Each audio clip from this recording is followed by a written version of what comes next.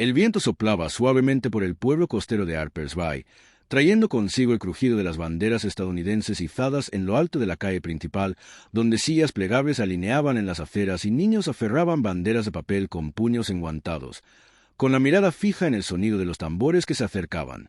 Era el Día de los Veteranos, y el pueblo había desplegado cada bandera raída, cada trompeta polvorienta y cada reluciente medalla de bronce para honrar a sus héroes vivos, excepto por el que siempre observaba desde las sombras, un hombre delgado de ojos tormentosos y manos que temblaban no por la edad sino por el recuerdo, que permanecía solo, sin alardes, cerca del escaparate de la panadería, con su abrigo desgastado y la cremallera cerrada hasta el cuello y las botas desgastadas y lisas en él. Tacón. Nadie invitó a Thomas Morrow al desfile. Nadie sabía con certeza qué había hecho, solo que una vez usó uniforme y nunca volvió a hablar de ello, eligiendo en cambio una vida de silencio rutinario, presentándose cada mañana en Ellis Diner para tomar café solo y tostadas de masa madre, dejando exactamente $1 de propina y saludando con la cabeza a la camarera antes de desaparecer de nuevo en su pequeño apartamento encima de la ferretería. La gente amable era demasiado curiosa como para ignorar el rumor de que nunca había servido nada, solo otro viejo amargado que calzaba botas como una mentira. Los niños no se atrevían a hablarle. Los hombres maduros lo ignoraban. Pero en esta brillante mañana de noviembre, algo sutil cambió en el aire cuando llegó. Justo cuando la escolta doblaba la esquina y el alcalde se ajustaba la banda, la plaza del pueblo vibraba de orgullo patriótico. Sin aplaudir ni cantar, Thomas simplemente observaba desde la sombra del sicómoro.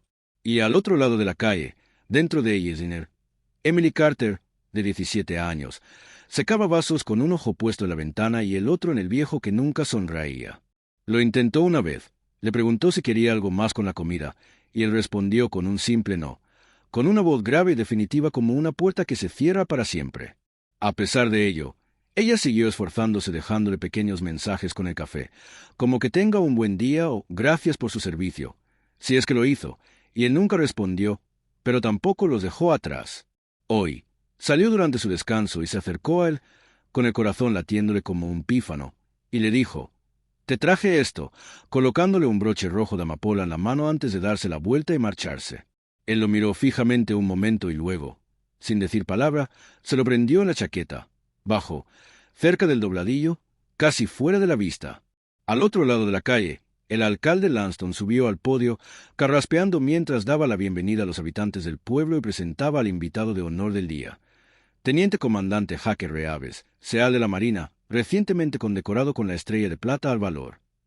La multitud estalló en aplausos cuando un hombre alto con uniforme azul oscuro subió al escenario, bien afeitado, con la mirada penetrante y una cicatriz bajo la barbilla que sugería más de un susto. Cuando Hake levantó la mano para saludar, algo le llamó la atención, algo más allá de la multitud, bajo el árbol, un movimiento, un rostro, una presencia que no había visto en más de una década. Tensó la mandíbula. Su saludo vaciló, y sus ojos se clavaron en Thomas Morrow, quien le devolvió la mirada no con reconocimiento, sino con advertencia, como diciendo: «Aquí no, ahora no». Hake parpadeó y apartó la mirada, pero la semilla ya estaba plantada. El resto de la ceremonia fue un torbellino de discursos y música ceremonial, con escolares cantando «Dios bendiga a América» y veteranos llamados uno a uno a aceptar placas del alcalde, cuyo entusiasmo era casi fingido. Pero Thomas no se movió, no se acercó, no reconoció los nombres ni los aplausos. Solo cuando la multitud empezó a dispersarse, cuando las sesiones de fotos acabaron y las familias regresaron a sus casas, Hake Reaves bajó del escenario y cruzó la calle lentamente, con determinación, deteniéndose a pocos metros del anciano bajo el árbol. Se quitó la gorra en silencio y declaró: «Señor, creo que le debo la vida». Thomas no habló. Su mirada era inexpresiva, indescifrable. «Estuvo allí, ¿verdad?», insistió Hake. Provincia de Kunar. 2007. Base de operaciones avanzada Centinela. Le llamaban Fantasma. Y en ese instante, la brisa pareció amainar. El árbol sobre ellos se quedó en silencio, como si incluso las hojas lo escucharan. Thomas Morrow lo miró con los ojos oscuros como el humo susurró lo suficientemente alto como para que se le oyera: «Ya no me llaman así». Hake no sonrió. No saludó. Solo asintió una vez, lentamente. Como hacen los soldados cuando han compartido algo no dicho pero inolvidable. Algunos transeúntes notaron el intercambio y comenzaron a susurrar. Emily también, que estaba justo a la puerta del restaurante, secándose las manos en el delantal y observando cómo este extraño reconocimiento se desarrollaba como una historia que apenas comenzaba a comprender. Y en algún lugar detrás de ellos, olvidada en la pompa y el boato, una pequeña placa cerca del monumento de guerra aún ostentaba el nombre Operación Black Ridge, personal clasificado, bajo el cual nadie depositaba flores, hasta hoy. Cuando Thomas Morrow, el hombre sin medallas, se acercó en silencio, se quitó la amapola roja de la chaqueta y la colocó allí. Para cuando el desfile se disolvió en programas arrugados y banderas desechadas, Harper's Bay había vuelto a su ritmo habitual. Tranquilo, predecible, educado como suelen ser los pueblos pequeños cuando han agotado la emoción del año, pero dentro de Leyes Diner, la tensión no se había desvanecido, solo se había intensificado, como si el aire mismo recordara algo que la gente había olvidado. Y detrás del mostrador, Emily Carter podía sentirle en su pecho como un trueno lejano incluso mientras rellenaba los tarros de azúcar y ordenaba a los servieteros, mirando de reojo la mesa de la esquina donde Thomas Morrow ahora estaba sentado, inmóvil, tomando su café de siempre con esa misma mirada vacía que una vez la asustó, pero que ahora la hacía sentir algo completamente distinto. Curiosidad, respeto, tal vez incluso una especie de preocupación silenciosa. No había dicho una palabra desde que entró, pero en el momento en que entró después de la ceremonia, algunos clientes habituales lo notaron y susurraron, girando sutilmente las cabezas hacia la puerta como si su presencia de repente significara algo diferente ahora que un seal de la Marina había interrumpido un discurso a media frase para mirarlo como un fantasma del pasado. Las manos de Emily temblaban ligeramente al acercarse a él, libreta en mano, pero Thomas no levantó la vista cuando ella preguntó en voz baja, ¿solo café hoy? En cambio, asintió una vez, apenas un movimiento, y ella dejó la taza frente a él con una nota doblada debajo, una que había escrito impulsivamente después de ver el extraño intercambio esa mañana. ¿Quién eres realmente? No esperaba una respuesta. Nunca antes había respondido a sus notas. Pero esta vez, tras una larga pausa, deslizó el papel por la mesa y debajo, con una caligrafía antigua y cuadrada, había escrito 3 palabras. No cabes, Emily. El corazón le dio un vuelco. Sabía su nombre. Claro que sí, llevaba 2 años viniendo allí, pero nunca lo había dicho en voz alta. Ni una sola vez. La puerta volvió a sonar, interrumpiendo sus pensamientos, y entró en el restaurante el teniente comandante Jaque Reaves, el seal de mandíbula afilada, con cintas en el pecho y una pesadez en los ojos que no combinaba con el brillo del uniforme. El restaurante se sumió en el silencio. Incluso el viejo Willis, que solía recitar historias de guerra a cualquiera que tuviera oídos, se detuvo a media frase. Jaque no miró a su alrededor. Se detuvo al borde de la mesa y caminó directamente hacia Thomas. «¿Permiso para sentarse, señor?», preguntó en voz baja, respetuosa. Thomas lo miró fijamente un momento y luego asintió. Jaque se deslizó frente a él, quitándose la gorra, y durante un largo rato no dijeron nada.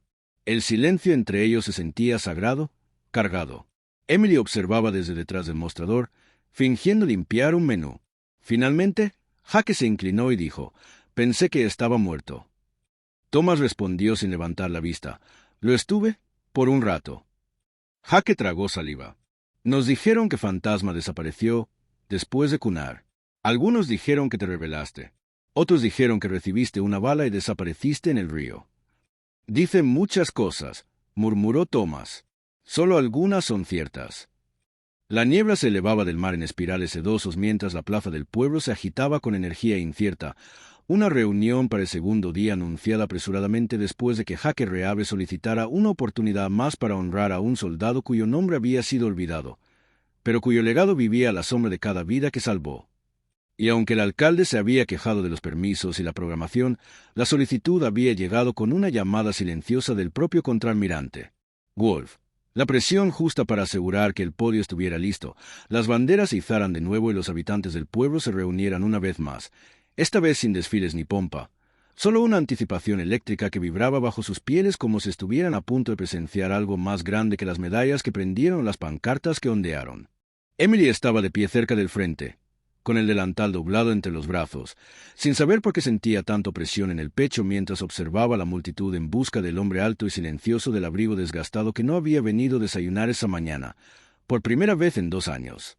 El alcalde Lanston permanecía torpemente a un lado, intentando decidir si se trataba de una vergüenza o de una oportunidad publicitaria, y Jaque estaba solo ante el micrófono, impecable en uniforme pero inusualmente nervioso, con su discurso cuidadosamente doblado en el bolsillo, sin leer, sin tocar. Se aclaró la garganta y el murmullo de la multitud se apagó.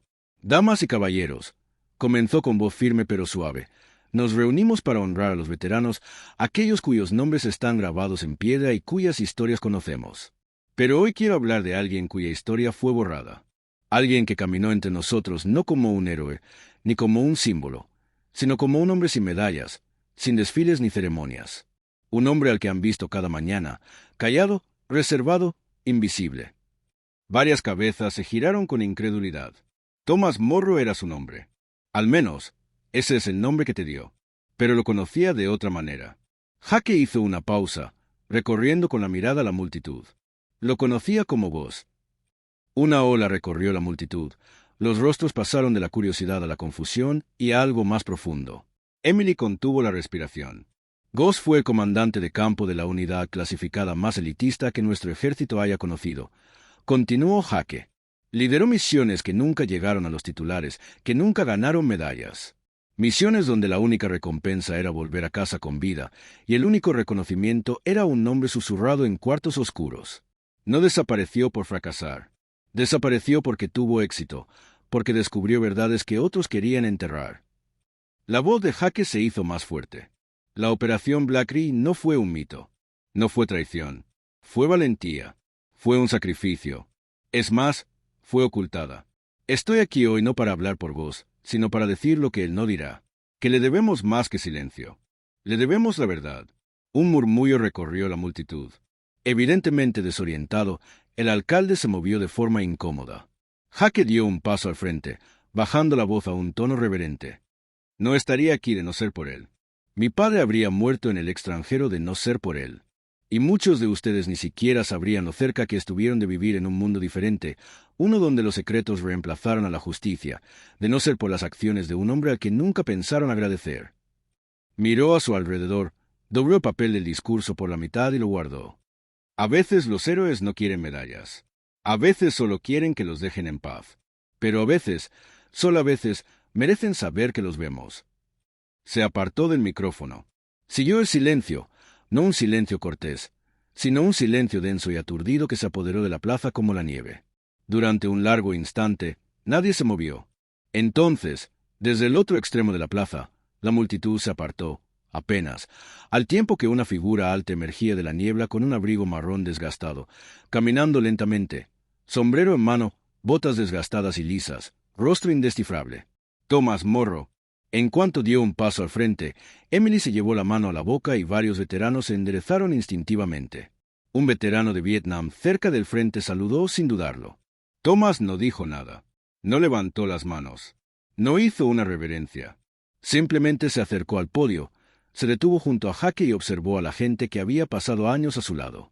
Entonces, con un gesto sutil, metió la mano en el bolsillo y sacó la caja de terciopelo que Jake le había dado la noche anterior, la que contenía la clave de su verdadero historial, y la dejó en el podio, sin abrir. Miró a Jake y luego se giró hacia la multitud. «Yo no vine a darte las gracias», dijo con voz áspera y seca. «Vine para que dejaras de agradecer a los hombres equivocados». Un instante de silencio. Luego añadió, «Di la verdad, ya basta».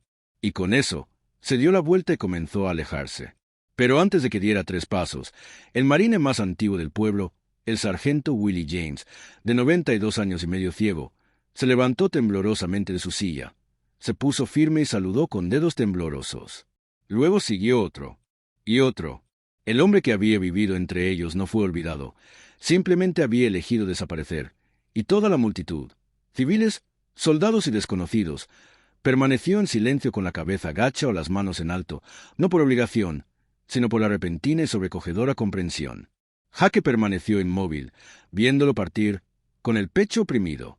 Y Thomas Morrow, el hombre llamado Fantasma, desapareció una vez más, esta vez no en el exilio, sino en el recuerdo.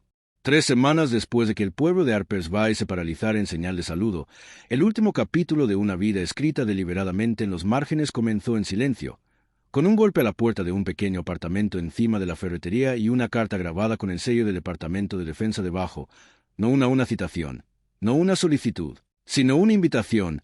escrita a mano por el propio contraalmirante Grayson Wolfe, solicitando la presencia de un tal Thomas Morrow en una sesión informativa privada del Pentágono y una ceremonia de reconocimiento, acompañada de la restitución completa de su historial y una oferta para honrar póstumamente a los miembros de su equipo caídos en la Operación Black Ridge. Sin embargo, la carta permaneció sin abrir durante días, escondida bajo una pila de periódicos amarillentos y recibos descoloridos de restaurantes, mientras Thomas permanecía descalzo junto a su ventana cada mañana, observando la niebla que entraba y salía del puerto, intentando decidir si algunos fantasmas estaban destinados a hablar.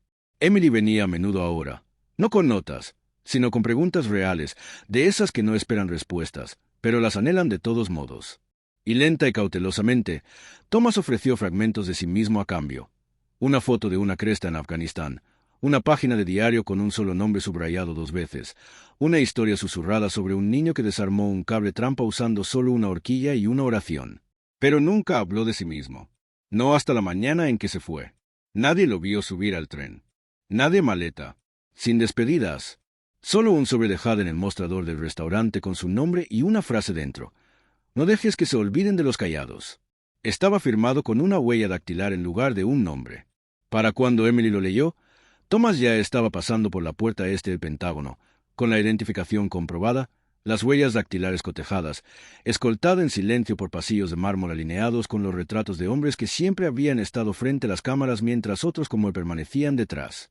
En una pequeña habitación sin identificación, el contraalmirante Wolfe esperaba junto a una vitrina cubierta con una tela negra, y sentado cerca de él, ya de uniforme, estaba Jaque Reaves.